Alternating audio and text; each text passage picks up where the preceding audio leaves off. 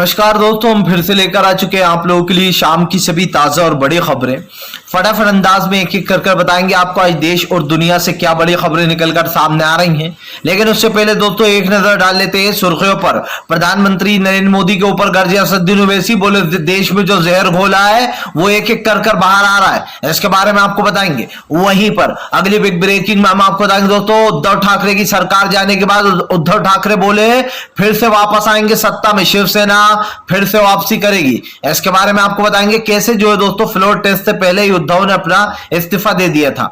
वहीं पर अगली बड़ी खबर में हम आपको बताएंगे दोस्तों, महाराष्ट्र के घमासान में फंसी रही बीजेपी, उधर तेजस्वी यादव ने बीजेपी के साथ कर दिया खेला। जी हां, सिर्फ 7 विधायक दूर है तेजस्वी यादव सत्ता से, और उसके बाद बीजेपी को लगेगा बड़ा झटका। इसके बारे में भी आपको बताएंगे। वहीं पर अगली बड़ी खबर में हम आपको बताएंगे दोस्तों, नीतीश की बढ़ गई मुश्किलें, क्या एक बार फिर से पलटूराम चचा मार देंगे पलटी, हो जाएंगे आरजेडी के साथ। इसके बारे में भी आपको बताएंगे। वहीं पर दोस्तों अगली बिग ब्रेकिंग में हम आपको बताएंगे, रवीश कुमार सर का मोदी सरकार पर बड़ा हमला, बोले लोकतंत्र पर बहुत गहरा हमला है ये। जी हां, एक एक कर दोस्तों आप समझिए। राज्यों की सरकारें गिराई जा रही जहां विपक्ष की सरकार है। बताएंगे आखिरकार किस तरीके से मोदी देश के लोकतंत्र को बर्बाद करने पर तुले। वहीं पर अगली बड़ी खबर में हम आपको बताएंगे दोस्तों, जी दरअसल आपको बता दें प्रधानमंत्री नरेंद्र मोदी को दोस्तों लगेगा बड़ा झटका। आपको बता दें आम आदमी पार्टी ने कर दिया ऐलान, बोले गुजरात में इस बार सत्ता होगी आम आदमी पार्टी की। इसके बारे में भी आपको बताएंगे। वहीं पर अगली बड़ी खबर में हम आपको बताएंगे दोस्तों, जी दरअसल आपको बता दें भाजपाइयों के प्रवक्ताओं की नफरती बोल का कारण आज देश को भुगतना पड़ रहा है। देश में एक दूसरे के ही समझिए दोस्तों खून के प्यासे हो गए धर्म के लोग। इसके बारे में आपको बताएंगे। वहीं पर दोस्तों मुस्लिम समुदाय ने रचा इतिहास, कर दिया ऐलान कि कन्हैया की जो हत्या की गई है वो गलत है सरासर, निकाला उसके खिलाफ प्रोटेस्ट। तो भाजपाइयों को और खासकर संघियों को लग गई मिर्ची। इसके बारे में भी आपको बताएंगे। तो सारी खबरें फटाफट अंदाज में देंगे, एक एक कर देंगे। फिलहाल चलिए बढ़ते हैं सबसे पहले और सबसे बड़ी खबर की ओर। दरअसल दोस्तों आपको बता दें, महाराष्ट्र के सियासी घमासान के बाद उद्धव ठाकरे बोले भले ही आज हमने इस्तीफा दे दिया लेकिन महाराष्ट्र में वापस शिवसेना ही आएगी। आपको बताते चले दोस्तों, फ्लोर टेस्ट से पहले ही उद्धव ठाकरे ने अपना इस्तीफा दे दिया। जाहिर सी बात है दोस्तों, उद्धव ठाकरे के पास जो यहाँ पर पूर्ण बहुमत नहीं था और यही कारण जो उद्धव ठाकरे ने अपना इस्तीफा दे दिया। आपको बताते चले दोस्तों, भारतीय जनता पार्टी अपनी सरकार बनाएगी महाराष्ट्र में, या फिर यूं कह के बन भी गई है। दोस्तों आपको एक चीज बता देना चाहते हैं कि बीजेपी ने जो सरकार बनाई है खरीद फरोख्त करके बनाई है, जैसे कि आपने महाराष्ट्र में देखा था। अफसोसजनक बात यह रहती है दोस्तों कि इसमें सुप्रीम कोर्ट हमेशा बीजेपी का ही सपोर्ट करता है। भाई सुप्रीम कोर्ट कुछ भी फैसला दे दे और सुप्रीम कोर्ट यह भी कहता है कि भाई हमारे बारे में आप बोले ना, क्यों ना बोले। अगर सुप्रीम कोर्ट कोई गलत फैसला लेता है दोस्तों तो जनता का पूरा हक है कि वो उस फैसले पर उंगली उठा सकती है। संविधान में भी इस बात की इजाजत दी गई है कि अगर आपको कोई चीज गलत लगती है तो आप उस पर उंगली उठाएं, भले ही वो फैसला दोस्तों सुप्रीम कोर्ट का क्यों ना हो। और दोस्तों आप देखिए, सुप्रीम कोर्ट ने सारे के सारे फैसले बीजेपी के हक में दिए। ऐसा ही कमलनाथ के टाइम हुआ था और ऐसा ही अब हुआ है, क्योंकि दोस्तों इस वक्त बीजेपी ने न सिर्फ जजों पर बल्कि दोस्तों पूरी की पूरी सरकारी संस्थाओं पर दबाव बना रखा है। आप देख लीजिए जस्टिस मुरलीधरन साहब जिन्होंने फटकार लगाई थी जो यहां पर दोस्तों एनआरसी CAA के वक्त कपिल मिश्रा को, उनका रातों रात ट्रांसफर करा दिया था मोदी सरकार ने, क्योंकि सरकार से उन्होंने कहा था आप अपना काम कीजिए मैं अपना काम कर रहा हूं। उसके बाद रातों रात उनका ट्रांसफर हो जाता है। और यही कारण है दोस्तों जो मोदी सरकार के ऊपर लगातार सवाल उठ रहा है। सवाल ये दोस्तों कि आप देखिए, एकनाथ शिंदे को ना बुलाया गया, ना उनको ये कहा गया कि आपको विधायक लेकर आना ही पड़ेंगे महाराष्ट्र। उससे पहले ही फ्लोर टेस्ट का ये कह दिया गया कि फ्लोर टेस्ट तो नहीं रुकेगा। अब आप समझिए दोस्तों, ऐसा ही हम तब देखेंगे दोस्तों जब बीजेपी के साथ ये होगा और जब बीजेपी सत्ता में हो और बीजेपी के नेता कोई और उड़ा ले जाए अपने राज्य में, और तब बीजेपी अगर ये करे और सुप्रीम कोर्ट तब अलग फैसला देगा ना दोस्तों, तब सुप्रीम कोर्ट पर और ज्यादा सवाल उठेंगे। क्योंकि दोस्तों आप समझिए, एकनाथ शिंदे को ना बुलाया गया, ना उनके ऊपर कोई एक्शन लिया गया, यहां तक कि जो उनकी सदस्यता रद्द हो रही थी वो भी सुप्रीम कोर्ट ने बचा ली। और ये किसके कहने पर हो रहा है बखूब आप जानते। चलिए बढ़ते हैं एक और अगली बिग ब्रेकिंग की तरफ। बता दो तो बीजेपी को लगा बड़ा झटका, तेजस्वी यादव बोले जनता का समर्थन रहा तो सरकार भी बन जाएगी। दरअसल दोस्तों जो भाजपाई दूसरों की सरकार गिराते फिरते हैं, अब की बार लगता है तेजस्वी उनको ही झटका देंगे। देखिए दोस्तों खरीद फरोख्त तो खूब चलती है, लेकिन इस बार तेजस्वी यादव दिमाग से खेल रहा है। आपको बता दें जो तेजस्वी यादव दूसरे नंबर की पार्टी, सबसे पहले तेजस्वी यादव बिहार की नंबर 1 की पार्टी बने और उसके बाद दूसरे नंबर पर आ गए, लेकिन दोस्तों कल असदुद्दीन ओवैसी के 4 विधायकों को तोड़कर अपनी पार्टी में शामिल कर लिया तेजस्वी यादव ने, जिसके बाद दोस्तों ये माने जाने लगा है कि तेजस्वी यादव बस 7 विधायक दूर है, जिसके बाद वो आराम से अपनी सरकार बना सकते हैं। आपको बता दोस्तों अब तेजस्वी यादव बिहार की नंबर 1 पार्टी बन गई है, क्योंकि तेजस्वी ने असदुद्दीन ओवैसी के 4 विधायकों को अपने पाले में कर लिया है। इसी के साथ साथ तेजस्वी ने यह भी बोला कि अगर जनता का प्यार रहा तो हमारी सरकार बन जाएगी। आपको बता दूं दोस्तों तेजस्वी यादव और तेजस्वी के समर्थक शुरू से ही ये बोल रहे हैं कि जो बिहार है वहां पर तेजस्वी की ही सरकार बनेगी। अब ऐसे में दोस्तों ये कहना गलत तो नहीं होगा कि फिलहाल भारतीय जनता पार्टी को एक बड़ा झटका तेजस्वी यादव दे सकते हैं। इसलिए दे सकते हैं दोस्तों क्योंकि मैंने आपसे पहले भी कहा था, फिर कहूंगा, भारतीय जनता पार्टी जिस तरीके की राजनीति कर रही है, यह राजनीति उसके ऊपर 100 गुना भारी पड़ेगी। इसलिए पड़ेगी दोस्तों क्योंकि प्रधानमंत्री नरेंद्र मोदी के झूठे वादे और झूठे दावों की अब पोल खुल चुकी है। आज देश में जिस तरीके का माहौल है, खासकर दोस्तों देश में जिस तरीके की चीजें चल रही हैं, उसको लेकर कहीं ना कहीं देश की जनता का गुस्सा प्रधानमंत्री नरेंद्र मोदी के ऊपर फूट रहा है। और यही कारण है दोस्तों अगर बिहार की सत्ता में फेरबदल हो गया तो ये कांग्रेस के लिए भी बहुत अच्छी बात होगी। इसलिए होगी दोस्तों क्योंकि आने वाले लोकसभा चुनाव में कांग्रेस को बिहार से अच्छा समर्थन मिल सकता है। इसलिए मिल सकता है क्योंकि बिहार एक अच्छी बड़ी वो है दोस्तों राज्य है और बिहार में काफी ज्यादा संख्या बल है। ऐसे में ये कहना गलत नहीं होगा कि तेजस्वी यादव ने दोस्तों जो बीजेपी दूसरों की सरकारें गिरा रही थी, तेजस्वी ने बीजेपी की लंका में ही आग लगाने का काम कर दिया है। कल पूरी सोशल मीडिया पर महाराष्ट्र चलता रहा, लेकिन इधर तेजस्वी यादव अपना खेल कर रहे थे और यकीन मानिए अब बीजेपी एक्टिव हो जाएगी दोस्तों बिहार में, क्योंकि अब बीजेपी को लगेगा डर। फिलहाल खैर चलिए हम बढ़ते हैं दोस्तों एक और अगली बिग ब्रेकिंग की तरफ। बता दोस्तों अगली जो बड़ी खबर निकल कर आ रही है, दरअसल दोस्तों आपको बता नरेंद्र मोदी के ऊपर गरजे असदुद्दीन ओवैसी, बोले देश में नफरत का जहर घोलकर बीजेपी आराम फरमा रही है। आपको बता दें असदुद्दीन ओवैसी ने कहा कि कन्हैया की मौत का जिम्मेदार सिर्फ मोदी सरकार है, मोदी सरकार ने देश में नफरत फैला रखी है। असदुद्दीन ओवैसी ने कहा जिन 2 नौजवानों ने कन्हैया की हत्या कर दी, गला रेत कर, उनको कभी भी माफ नहीं किया जाएगा, ऊपर वाला भी उन्हें माफ नहीं करेगा। आपको बता दें ओवैसी ने कहा किसी भी धर्म में या किसी भी कानून में यह नहीं लिखा कि आप किसी की जान ले लें या आप किसी को मार दें। आपको बता दें दोस्तों ये बहुत ही छोटी सी चीज हो सकती है उन खराब दिमाग के लोगों के लिए जो लोग किसी की जान को दोस्तों गाजर मूली समझकर मार देते हैं। दोस्तों कैसे कोई किसी को मार सकता है ये सोचकर भी बहुत बुरा लगता है। आप समझिए वो दोस्तों इंसान था, इंसान के गले पर इस तरीके से गला रेत देना ये अपने आप में ही दोस्तों एक बहुत बड़ी बात है।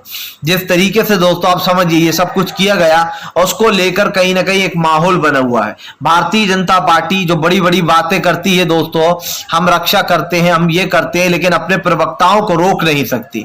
दोस्तों आज जो लाइव डिबेटें होती हैं, जो उसमें जहरीले बोल बोले जाते हैं दोस्तों, उसका ही कारण है जो देश की लगातार नाक कट रही है, देश में हिंसा फैल रही है। और भले ही आज कुछ भगवाधारी लोग मोदी सरकार को सपोर्ट करने में लगे हों, इसलिए क्योंकि उनका आतंक फैला रहा है वो, और मोदी उन पर कार्रवाई नहीं करते, बस इसीलिए वो मोदी सरकार से खुश है। अगर अभी इनके ऊपर कार्रवाई कर दे मोदी सरकार तो कल से ये मोदी सरकार को कोसना शुरू कर देंगे, कह रहे ये सरकार तो खराब है, इसको हटाओ। लेकिन दोस्तों जितने भी भगवाधारी हैं उन सबको बीजेपी सपोर्ट कर रही है, चाहे वो यति हो, चाहे दोस्तों पूजा हो, और जितने भी खराब लोग हैं उन सबको सपोर्ट किया जा रहा है। आप समझिए जहरीले बोल बोलते हैं, एक मुस्लिमों पर सवाल उठाते हैं, दूसरे धर्मों के लिए जहर उगलते हैं, ऐसे लोगों को बीजेपी बढ़ावा देती है। और जब बीजेपी ऐसे ही लोगों को बढ़ावा देगी दोस्तों तो देश का माहौल तो बिगड़ेगा। जब देश का माहौल बिगड़ेगा दोस्तों तो कई सवाल भी उठेंगे। मैंने पहले भी कहा है दोस्तों, फिर कहूंगा, भारतीय जनता पार्टी देश के संविधान की धज्जियां उड़ाने में लगी है। और अब तो दोस्तों समझिए कानून पे भी लोगों को भरोसा नहीं रहा, क्योंकि इंसाफ मिला तो मिला, नहीं मिला तो भी दोस्तों आप समझ लीजिए कि यहां पर अब जो देश में हो रहा है इस चीज को लेकर सबके सामने ही है कि भाई सरकारें गिराई जा रही है, लोकतंत्र को खत्म किया जा रहा है। और अफसोस की बात यह है कि उसमें कोर्ट और अदालतें भी साथ दे रही हैं, जबकि अदालतों को तो निष्पक्ष होना चाहिए दोस्तों। चलिए बढ़ते हैं एक और अगली बिग ब्रेकिंग की तरफ। बता दोस्तों अगली जो बड़ी खबर निकल कर आ रही है आपको बता दोस्तों, एक बार फिर से जो है यहाँ पर अमेरिका में उठा मोहम्मद जुबैर का मुद्दा। बोले फिलहाल देश की लोकतंत्र को, भारत में स्वतंत्र पत्रकारिता को खतरा है। आपको बताता चलूं दोस्तों, अमेरिका के एक सांसद ने जो मोहम्मद जुबैर है उनका मुद्दा अमेरिका में उठाया। दरअसल दोस्तों मोहम्मद जुबैर को 2018 यानी कि 2018 के मामले में गिरफ्तार किया गया। बताया यह गया कि मोहम्मद जुबैर ने एक ट्वीट किया था जिसके आधार पर एक ट्विटर हैंडल ने दोस्तों आप समझिए दिल्ली पुलिस को जो यहां पर टैग किया उस ट्वीट को जो कि मोहम्मद जुबैर ने किया था। सबसे पहला सवाल दोस्तों, मोहम्मद जुबैर ने कोई क्राइम नहीं किया। दूसरा सवाल दोस्तों, वो जो सीन मोहम्मद जुबैर ने अपने ट्विटर हैंडल अकाउंट पे पोस्ट किया था दोस्तों, वो एक फिल्म का सीन था जो कि बकायदा आप समझिए पहले दोस्तों उसको पास किया गया होगा सेंसर बोर्ड द्वारा और उसके बाद ये फिल्म रिलीज हुई। तीसरी बात दोस्तों कि आप किसी एक ऐसे अनजान व्यक्ति के कहने पर जिसका सिर्फ ट्विटर हैंडल पर सिर्फ एक फॉलोवर है, उसके कहने पर आप एफआईआर दर्ज कर लेते हो। आपको यह भी नहीं पता है कि एफआईआर दर्ज कराने वाला कौन है, अज्ञात व्यक्ति।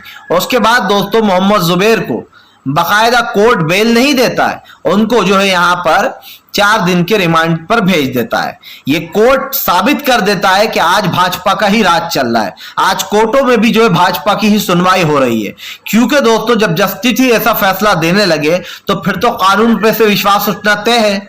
आप समझिए कुणाल कामरा ने एक ट्वीट किया था और आज दोस्तों मैं कुणाल कामरा के उस ट्वीट को सोचता हूं तो मुझे लगता है शायद कुणाल कामरा ने सही किया था। दोस्तों कुणाल कामरा ने सुप्रीम कोर्ट के ऊपर को भगवा रंग से पोत दिया था और सुप्रीम कोर्ट पर दोस्तों आपको बता दें एक जो है भगवा झंडा लगा दिया था, सॉरी बीजेपी का झंडा लगा दिया था। और उसके बाद दोस्तों वहां पर सुप्रीम कोर्ट ने बड़ा बवाल मचाया कि अरे ये क्या कर दिया कुणाल कामरा ने। लेकिन कुणाल कामरा से सुप्रीम कोर्ट ने कहा कि हमें आपके ऐसे ट्वीट पसंद नहीं है। तब कुणाल कामरा जो कि एक स्टैंड कॉमेडियन है दोस्तों, उन्होंने कहा अगर आपको मेरे ट्वीट पसंद नहीं है तो सुप्रीम कोर्ट हमारे ट्वीट देखना बंद कर दे। क्योंकि दोस्तों सच्चाई तो वही थी जो कुणाल कामरा बता रहे थे। भाई मिर्ची उन्हें ही लगती है जो कि सच नहीं सुन पाते। सब चलिए बढ़ते हैं एक और अगली बिग ब्रेकिंग की तरफ। बता दोस्तों अगली जो बड़ी खबर निकल कर आ रही है दरअसल दोस्तों आप कर रहे हैं भारतीय जनता पार्टी के ऊपर जमकर गरजे संजय रावत। बोले फिलहाल खरीद फरोश की सरकार है, बेईमानी से ज्यादा दिन तक चलेगी नहीं। आपको बता दें संजय रावत ने दोस्तों बीजेपी के ऊपर हमला बोल दिया। संजय रावत का कहना है कि भारतीय जनता पार्टी खरीद फरोश करके देश के लोकतंत्र पर चोट पहुंचा रही है और देश के लोकतंत्र को खत्म करने की कोशिश कर रही है। संजय रावत ने कहा कि भारतीय जनता पार्टी देश के विकास को रोकने का काम कर रही है। आपको बता दोस्तों महाराष्ट्र में अच्छी खासी सरकार चल रही थी लेकिन रातों रात कई विधायक बागे हो गए। सबसे पहला सवाल यह भी दोस्तों कि मोदी सरकार सब पर एक ही फार्मूला अपनाती है और वो है दोस्तों ईडी का। आपको बता दें मोदी सरकार के पास 2 फॉर्मूले हैं, पहला ईडी, दूसरा खरीद फरोश। दरअसल दोस्तों जिन लोगों के ऊपर ईडी के जो केस चल रहा होते हैं उनको डराया धमकाया जाता है और उनसे साफ कहा जाता है कि अब तुम्हारे ऊपर कार्रवाई होगी अगर तुमने जो यहाँ पर हमारी बात नहीं मानी। जिसके बाद दोस्तों आप समझिए उनको बात मानना ही पड़ती है। ईडी जो दोस्तों लगातार कार्रवाइयां करती है उसके ऊपर कई सवाल खड़े हो जाते हैं। मैंने पहले भी कहा है फिर कहूंगा दोस्तों, आज जो देश के विकास पर रोक लग रही है और जो देश के लोकतंत्र को खतरा है दोस्तों, उससे कहीं ना कहीं मोदी सरकार को बहुत बड़ा फायदा है। प्रधानमंत्री नरेंद्र मोदी भले ही ये कहते रहे कि वो देश के विकास के लिए लड़ रहा है, लेकिन दोस्तों मैं फिर कहूंगा कि आज देश की जो हालत है वो प्रधानमंत्री नरेंद्र मोदी के कारण है। देश में दोस्तों बिगड़ती अर्थव्यवस्था, देश जिस परिस्थितियों से गुजर रहा है वो प्रधानमंत्री की ही देन है। और आज देश में 2 कानून चलाए जा रहे हैं, एक भाजपा के लिए एक आम आदमी के लिए।